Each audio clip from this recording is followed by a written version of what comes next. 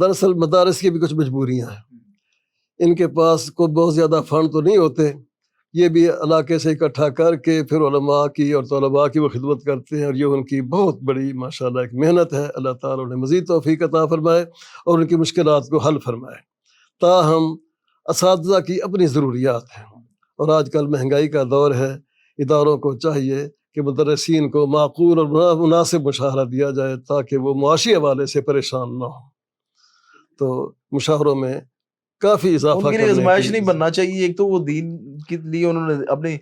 زندگی وقف کی ہوئی ہے،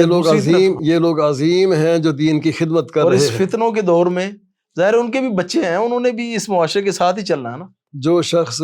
معاشی حوالے سے پریشان ہوگا وہ کبھی بھی دین کی خدمت اطمینان سے نہیں کر سکے گا۔ یہی وجہ ہے کہ اکثر مدرسین کے بارے میں دیکھتے ہیں وہ 2 3 جگہوں پر پڑھاتے ہیں، 1 2 سبق کسی ادارے میں، 1 2 سبق کسی اور ادارے میں پڑھاتے ہیں، کہیں وہ جمعے کی خدمات سر انجام دے رہے ہوتے ہیں، کہیں ٹیوشن پڑھانے کی کوشش کرتے ہیں تاکہ کسی طریقے سے گھر کا سرکل چلتا رہے۔ یہ ان کے لیے بلکہ ایک امام احمد بن حنبل رحمہ اللہ کا قول بھی معروف ہے، اگر مجھے ایک پیاز بھی لینے کی ٹینشن ہوتی تو میں اتنا کام نہ کر سکتا۔ تو یہ قول ٹھیک ہے کہ ویسے ہی بس منسوب ہے ان کے ساتھ؟ اور یہ میں نے اس سے پہلے تو خیر نہیں سنا ہے، تاہم ہونا یہی چاہیے کہ مدرسین کو اور علماء دین کو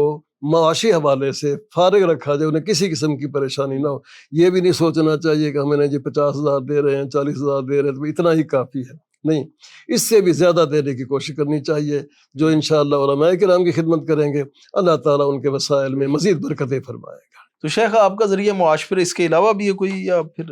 تو ظاہر بات ہے کہ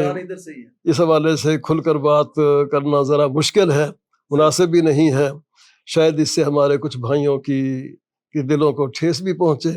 بہرحال پوری بات کرنا تو مناسب نہیں ہے۔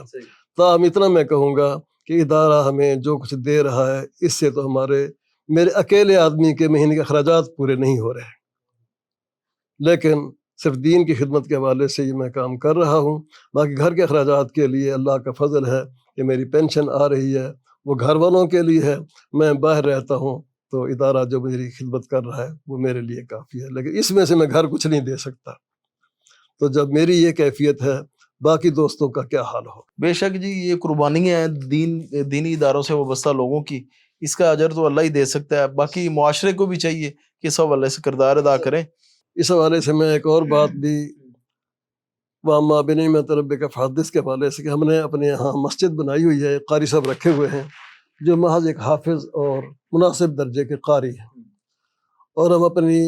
استطاعت سے بڑھ کر انہیں 20,000 روپیہ دے رہے ہیں۔ ویسے یہ کوئی 20,000 کوئی اتنی معقول نہیں، کچھ نہیں، معمولی ہے، لیکن آپ کو امید ہے کہ خوشی ہوگی کہ ہم انہیں سال میں 12 تنخواہیں نہیں 15 تنخواہیں دیتے ہیں۔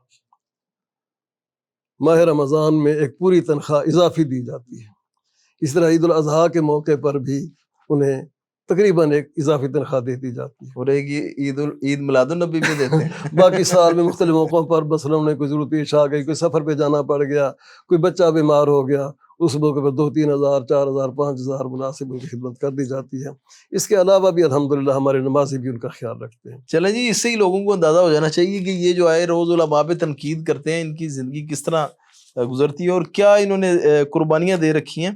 اللہ آپ کے اسی رزق میں اور تمام جو بھی دوست احباب کام کر رہے ہیں اس میں برکات عطا فرمائے۔